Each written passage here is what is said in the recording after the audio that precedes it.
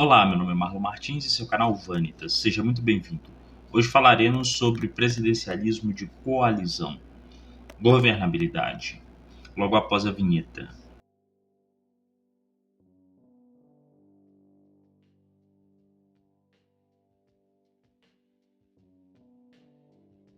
Pois bem, quando pensamos em presidencialismo de coalizão aqui no Brasil, nós nos remetemos exatamente à necessidade de governabilidade do presidente eleito, onde ele precisa firmar acordos com os partidos que possuem presença no Congresso Nacional, a fim de que ele consiga, então, ter o número mínimo de deputados para avançar a sua agenda ah, programática.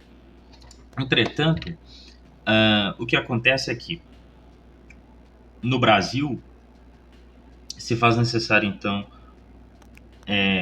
alocar nos ministérios pessoas dos mais diversos partidos, a fim de que essa governabilidade vá à frente. A grande questão é que a maioria dos partidos do Brasil são partidos fisiológicos. E os partidos com grande poder no Congresso Nacional são os partidos fisiológicos, principalmente oriundos da região Nordeste e da região Norte, onde o fisiologismo político é a regra política e, portanto, os representantes dessas regiões do Congresso Nacional adotam essa postura.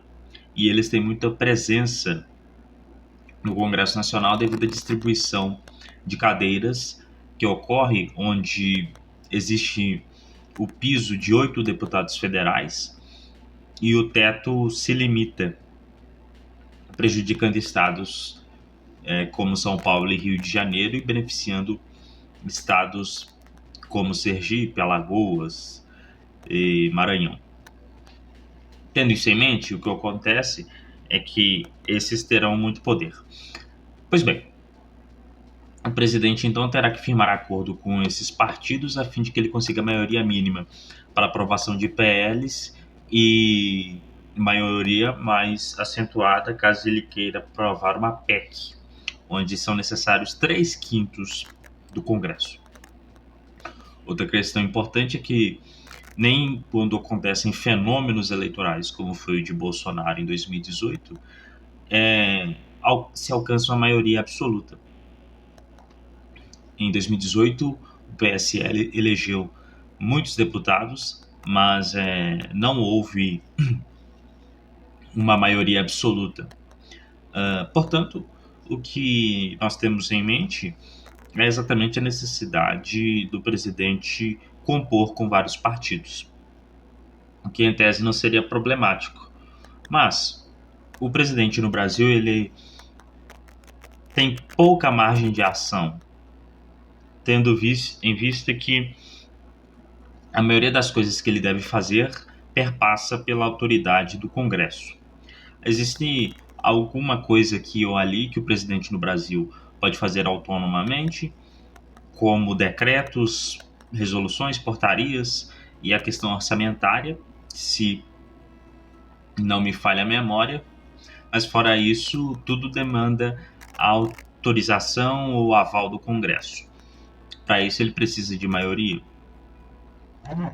Essa falta de poder associada ao presidente no Brasil certamente é problemática, porque o que ocorre é exatamente essa amarra logo no início, já que o presidente precisa, no início do governo, mostrar trabalho, ele vai precisar logo, então, da parceria dessas pessoas no Congresso Nacional, que, como nós bem sabemos, têm interesses escusos e utilizarão de posições privilegiadas para ter acesso a mais recursos financeiros para viabilizar novamente aquilo que eu já disse antes e que repito aqui, que é a centralidade da política brasileira, que é a eleição de deputados federais mediante emendas e compras de voto. Então, as posições destacadas servem para facilitar isso, já que nas pastas ministeriais haverá um controle orçamentário e, portanto, acesso a dinheiro, muito dinheiro. Pois bem, assim sendo, nós temos um dilema.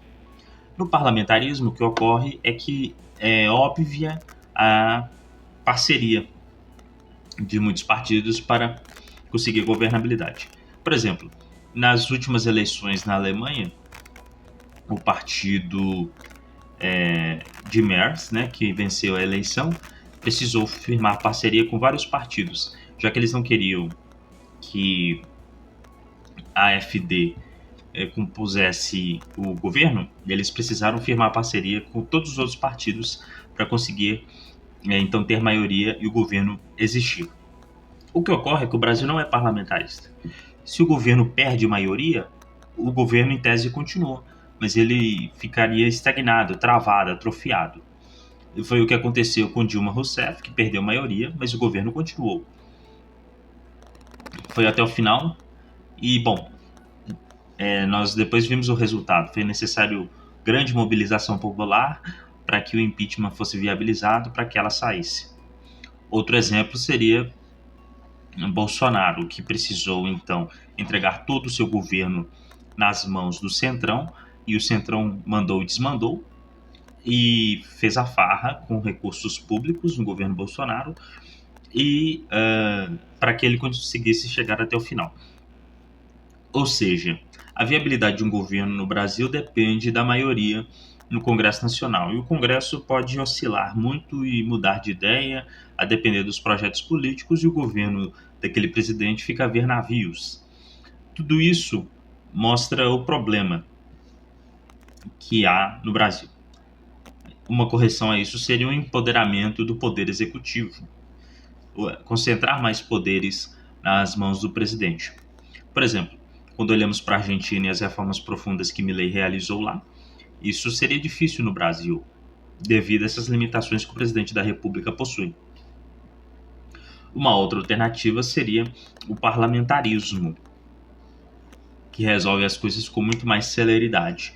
Perdemos essa oportunidade nos anos 60 aqui no Brasil e, enfim, como resultado tivemos o regime militar. Enfim, tendo tudo isso em mente, nós então entendemos que há vícios no Brasil e há problemas a serem considerados. Agora, o problema real do presidencialismo de coalizão no Brasil não está no sistema único e exclusivamente, mas está nas pessoas. Como os políticos do Brasil são de má qualidade, esse modelo não funciona.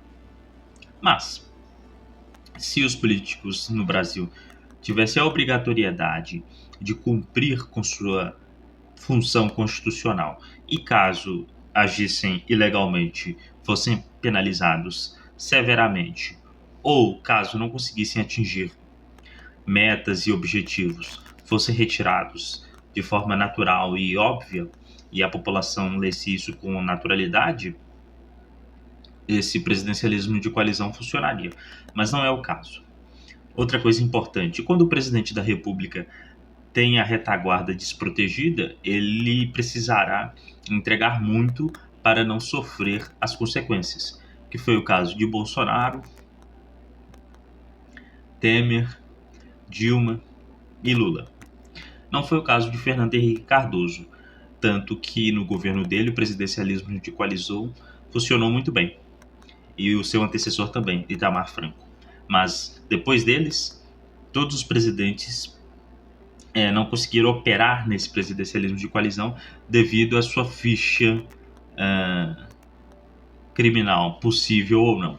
Assim sendo, o que acontece é que é necessário, então, uma revisão do modelo ou uma revisão das pessoas que estão dentro do modelo.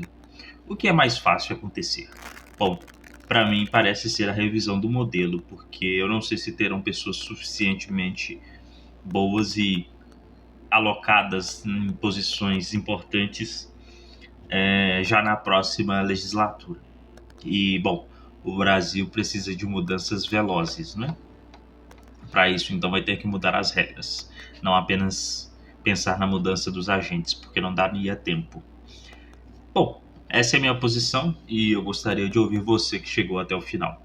Se você gostou desse vídeo, comente aqui, inscreva-se no canal e acompanhe para ver mais aqui e colaborar para o debate. Muito obrigado e até o próximo vídeo.